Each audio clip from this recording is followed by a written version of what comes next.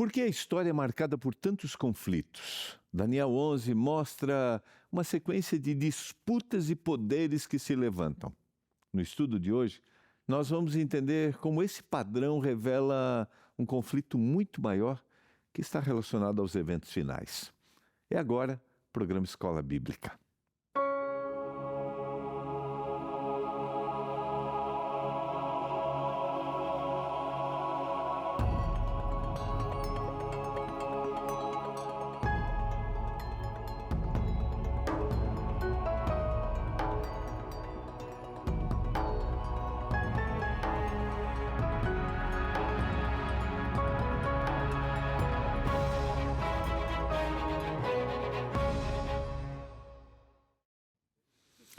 Olá, tudo bem com você? Estamos começando o programa Escola Bíblica, aqui na sua TV Novo Tempo, canal da Esperança. Que alegria estarmos juntos estudando a Palavra de Deus, tendo o privilégio de estudarmos a Bíblia.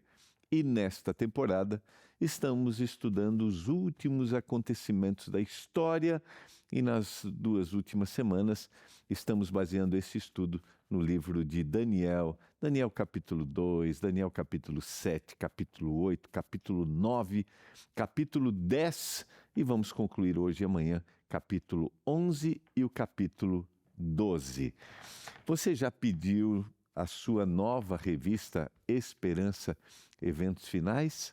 Ainda não? Então quero te motivar. Agora você vai descobrir aqui eventos que são marcantes nos últimos momentos da história. Ainda que isso nos cause temor, como eu sempre menciono, esta é uma mensagem de esperança para aqueles que vão estar ligados, confiando no Senhor Jesus. Você pode pedir mandando uma mensagem primeiro para o WhatsApp. Essa é uma forma de você pedir a sua revista, só escrever aí Quero Revista. É o 1298244 4449. 1298244 4449. Peça agora a sua revista Esperança Eventos Finais. Você também pode ligar. Se tiver dificuldade, pode ligar. Nossa equipe está até às 10h30 da noite, pronta para te atender.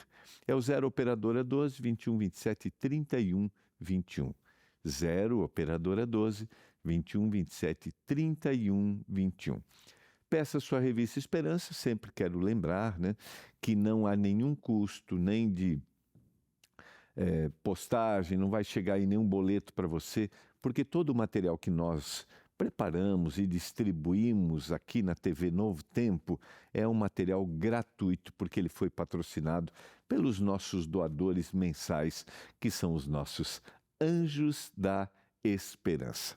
Peça sua revista, cresça no conhecimento da Palavra de Deus, porque todo o material que a gente produz está baseado no que a Bíblia apresenta. Eu quero orar e quero, mais uma vez, suplicar o poder do Espírito Santo para a nossa compreensão. O capítulo 11 do livro de Daniel é um capítulo extremamente desafiador para a nossa compreensão. Eu posso dizer que, particularmente, é para mim o capítulo mais difícil no processo de interpretação. E quando a gente estuda a profecia, normalmente nós temos esse desejo de compreender cada detalhe. Mas você sabe que alguns detalhes proféticos só serão compreendidos quando realmente eles se cumprirem. Outros estão bem claros, estão bem apresentados, conforme nós já temos estudado. Datas que marcam o seu início, data que marca o seu fim. E a grande profecia, grandes reinos que dominariam o mundo e depois o reino que será estabelecido pelo Senhor. Essa é uma mensagem de esperança e eu espero que você busque compreendê-la. Nossa responsabilidade é compartilhar com todas as pessoas. Para este tempo, a Novo Tempo compartilha esta mensagem. Vamos orar? Senhor, nós estamos juntos aqui para estudarmos mais uma vez a Bíblia. nos dê entendimento, nos dê a compreensão de que um dia o mal vai terminar, que a grande solução para esse mundo está na volta de Jesus, que a gente tenha uma compreensão clara, objetiva disso, que os nossos telespectadores tenham disposição de compreender, de buscar entender os detalhes, ainda que a gente não consiga explicar tudo, todos os detalhes, mas que a gente tenha certeza de que o Senhor é soberano e está no comando de todas as coisas. Eu peço isso, meu Deus, e clamo por isso, em nome de Jesus. Amém. Eu quero começar no quadro, como eu fiz ontem. Quero começar no quadro só para resgatar aqui, para trazer para você essa ideia muito clara daquilo que nós temos, né, que eu já apresentei para vocês, que é uma grande... Vou tentar apresentar, fazer um... né, que é uma grande profecia, essa profecia apresentada, né? Os 4 grandes impérios que dominariam, né? Nós temos aqui a Babilônia, nós temos a Medopérsia, nós temos a Grécia e nós temos Roma. No período do Império Romano surgiria um poder político e religioso. Esse poder político religioso perseguiria o povo de Deus. E aqui nós temos uma profecia que nós já estudamos, que é dos 1260 anos. Nós temos aqui também, quando o Império Medo-Persa domina, nós temos a apresentação, essa profecia dos 1260 anos, ela começa em 538 e vai até 1798.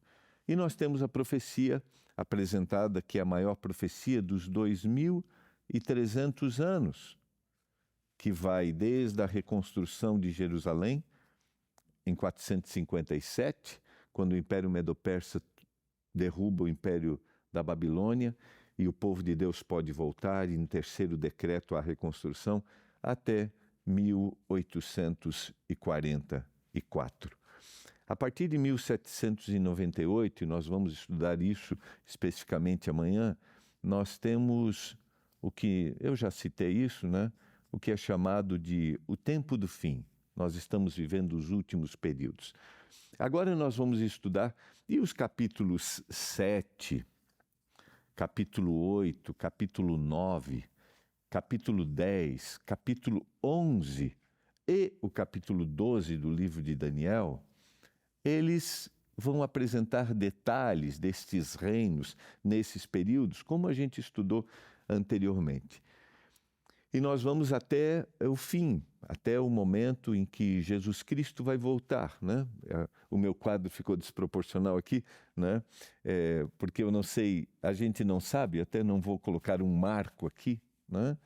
Porque a gente tem essa tendência, né? Quando o Senhor Jesus Cristo vai voltar? Nós estamos em 2026, não sabemos o dia e a hora que ele vai voltar, mas nós sabemos que ele vai voltar. Então, quando a gente estuda a profecia, o que é interessante é a gente entender que os grandes impérios passaram, que existem ações, né? Eu não citei aqui a profecia que nós estudamos ontem, dos 70 anos, os 490 anos que estão relacionados a este período em que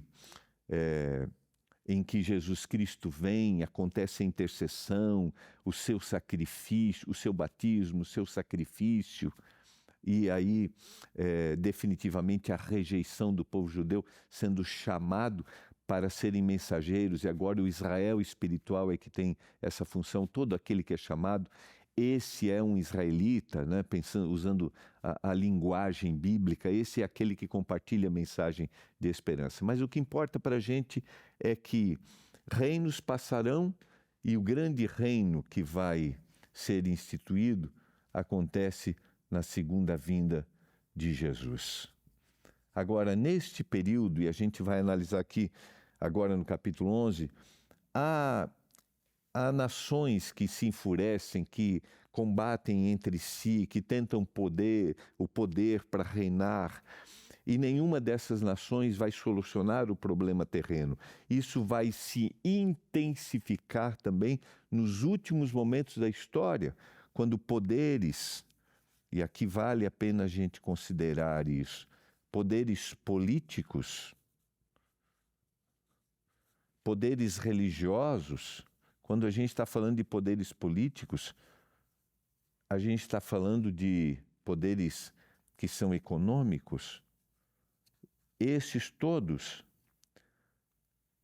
estariam unidos, todos, para perseguirem aqueles que são fiéis ao Senhor, que serão fiéis ao Senhor, que vão destruir, que vão procurar afrontar, como aconteceu no período da Idade Média.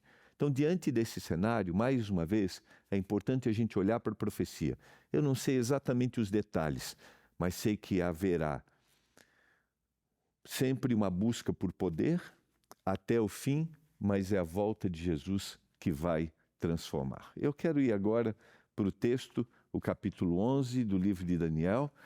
Eu vou ler os versos e depois vou apresentar. Esse é um capítulo que a gente não tem um consenso interpretativo em cada detalhe. Não existe. Existem várias interpretações e eu quero apresentar algumas dessas interpretações aqui para você. Essas interpretações, elas não vão interferir na grande ideia que o capítulo vai apresentar. A gente vai entender isso. Daniel 11 é o corpo central da revelação iniciada em Daniel 10. O capítulo mostra como o conflito se desdobra na história visível, enquanto Daniel 10 mostra que por trás dessa história existe um conflito espiritual invisível. Nós estudamos isso ontem. Se você voltar no capítulo 10, e eu vou ler aqui para você,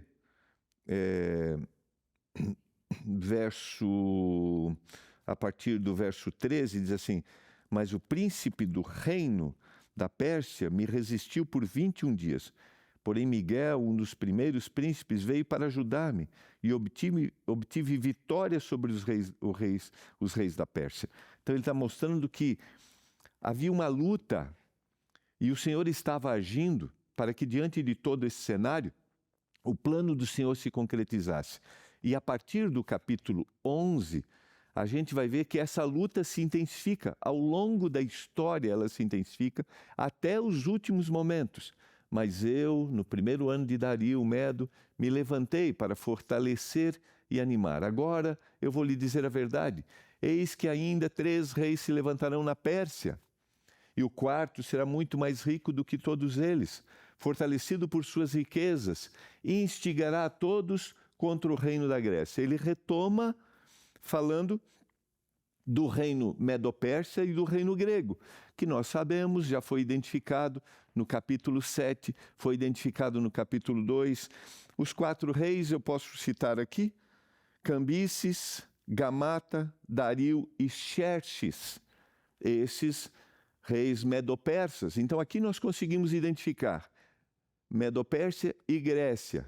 Depois se levantará um rei poderoso, Alexandre o Grande, que reinará com grande domínio e fará com que o que quiser, mas no auge do seu poder o seu reino será quebrado e repartido para os 4 ventos do céu.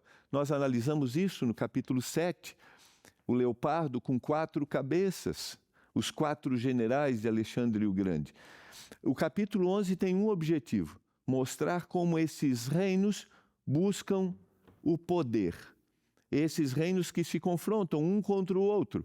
E por trás destes cenários de confrontação, é isso que a gente não pode esquecer do objetivo do capítulo. Por trás desses cenários de confrontação, existe a atuação de Deus.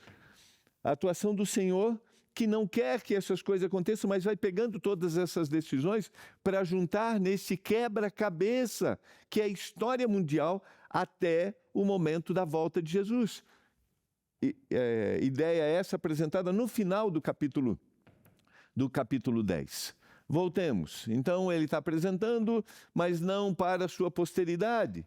nem com o mesmo poder com que ele reinou, porque o seu reino será arrancado e passará a outros fora dos seus descendentes. Então, mais uma vez enfatizando, esses reinos passarão. O reino do sul será forte, mas um dos seus príncipes será mais forte do que ele, e reinará, e será grande o seu domínio. A gente vai ver na sequência interpretações para o reino do sul e para o reino do norte. Mas depois de alguns anos eles se aliarão um com o outro. A filha do rei do sul casará com o rei do norte para estabelecer a concórdia. Ela, porém, não conservará o seu poder e não permanecerá, nem manterá o seu poder, porque será entregue juntamente com os que trouxeram. Seu pai, aquele que a tomou por sua naqueles dias. Mas em lugar dele se levantará um renovo da linhagem dela, que avançará contra o exército do reino do norte, do rei do norte. Entrará na sua fortaleza, lutará com eles e prevalecerá. Também levará como despojo para o Egito os deuses deles, as suas imagens fundidas, os objetos preciosos de prata e de ouro. Por alguns anos deixará o rei do norte em paz. Percebe aqui que o Egito é apresentado como aquelas religiões, aquelas ideias que são contrárias à vontade de Deus. Religiões que não são cristãs. Isso tem efeito quando nós estudamos o capítulo 12, no final do capítulo 11. Depois este avançará contra o reino do sul, voltará para sua terra, os seus filhos farão guerra, reunirão um grande exército, um deles virá apressadamente, arrasará tudo, passará adiante e, voltando, levará a guerra até a fortaleza do rei do sul. Percebe que a descrição de Daniel, no capítulo 11, é uma descrição de como os reinos se enfrentam, se destroem, exatamente como a gente vê o cenário mundial ao longo da sua história e o cenário que nós estamos presenciando. Então o rei do sul ficará furioso e sairá para atacar o rei do norte. Este reunirá um grande exército que será entregue nas mãos do rei do sul. Estamos falando de eventos que já aconteceram, ainda não estamos falando do evento a respeito do fim. O grande exército será levado, o coração do rei do sul se exaltará, ele derrubará muitos, milhares, porém não prevalecerá. Porque o rei do norte voltará, reunirá um exército ainda maior do que o primeiro, e depois de alguns anos virá com um grande exército e abundantes provisões. Naqueles tempos, muitos se levantarão contra o rei do sul. Também os violentos do seu povo, ó Daniel, se levantarão para cumprirem a visão, mas eles serão derrotados. Daniel está tendo a descrição desses acontecimentos, né? E eu fico imaginando como é que Daniel consegue visualizar, como é que ele se sente diante deste cenário. E eu quero dizer para você que a gente se identifica aqui, porque diante dos cenários inexplicáveis que a gente tem, de nações se levantando contra nações, reinos contra reinos, guerras, rumores de guerras em todos os lugares, nós pensamos assim, como essa situação pode ser controlada? E o que Daniel está recebendo na sua descrição, que ele está recebendo aqui, é que Deus está no comando, Daniel, mesmo que esses reinos estejam fazendo as suas escolhas. E eu espero que você receba esta mensagem de que o Senhor está no comando de todas as coisas. O rei do norte virá, levantará rampas de ataque, tomará cidades fortificadas. As forças do sul não poderão resistir, nem mesmo os melhores soldados terão forças para resistir. O invasor fará o bem que quiser e não haverá quem lhe possa resistir. O que bem quiser. Ocupará a terra gloriosa e tudo estará nas suas mãos. Resolverá vir com a força de todo o seu reino. Entrará em acordo com o rei do sul. Perceba, em um momento eram inimigos, agora vivem em acordo. Em um momento se enfrentavam, se destruíam. Exatamente o que acontece na história. Ele dará uma filha em casamento para destruir o reino do sul, mas isto não vingará, nem será a sua vantagem. Depois se voltará para as terras do mar e tomará muitas delas. Mas um princípio porá fim à arrogância dele e fará com que o que pagou por isso. Então, ou melhor, um príncipe porá fim à arrogância dele e fará com que pague por isso. Então voltará para as fortalezas da sua própria terra, mas tropeçará e cairá para nunca mais ser achado. Depois se levantará em lugar dele, um que fará passar um arrecadador de impostos pela glória do reino, mas em poucos dias será destruído, e isso sem ira e nem batalha. Depois se levantará em seu lugar um homem desprezível, o qual não tinham dado a dignidade real, mas ele virá de surpresa e tomará o reino com intrigas. Exércitos serão arrasados diante dele, serão esmagados, inclusive o príncipe da aliança. Apesar da aliança com ele, usará de engano, subirá e se tornará forte como pouca gente. Virá também de surpresa aos lugares, os mais férteis das províncias, e fará com que o que nunca fizeram os seus pais, nem os pais de seus pais. Vai repartir entre eles a presa, os despojos, os bens, e fará com que os seus planos contra as fortalezas, mas só por certo tempo. Despertará a sua força e a sua coragem contra o rei do sul. À frente de grande exército, o rei do sul sairá à batalha com grande e poderoso exército, mas não prevalecerá, diz o texto, porque eles farão planos contra eles. Os que comerem as finas iguarias dele, vão ser destruídos. O exército será arrasado e muitos serão mortos. 2 reis se empenharão em fazer o mal e sentados à mesa falarão mentiras, porém isso não prosperará, porque o fim virá no tempo determinado. A certeza, a confiança, a certeza de que as coisas vão acontecer, mesmo que essas escolhas desses reinos estejam fora, aparentemente, do controle. Então o rei do norte voltará para sua terra com grande riqueza, e o seu coração será contra a Santa Aliança, fará o que quiser e depois voltará para a sua terra. No tempo determinado, vou voltar a atacar o sul, mas dessa vez não será como foi na primeira, porque virão contra ele navios de Quitim, contrariado, ele vai voltar, se indignará contra a aliança e fará o que quiser, e tendo voltado, dará atenção aos que abandonaram a Santa Aliança. Forças enviadas por ele, diz o texto, profanarão o santuário, a fortaleza, acabarão com o sacrifício diário. Perceba aqui que dá para a gente identificar exatamente com as profecias já apresentadas no capítulo 7 e no capítulo 8, quando haverá uma intervenção diária, uma intervenção específica no sacrifício diário, ou seja, mudar o verdadeiro processo de intercessão que vem através do Senhor. Ou seja, esse poder traz para ele o poder de intercessão. A gente vai, na sequência, ver as interpretações.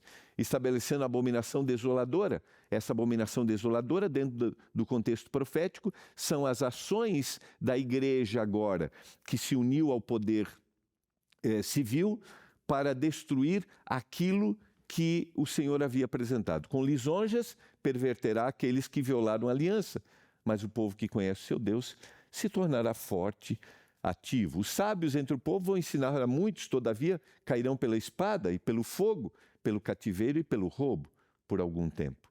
Ao caírem, vão receber uma pequena ajuda, mas muitos se ajuntarão a eles com lisonjas.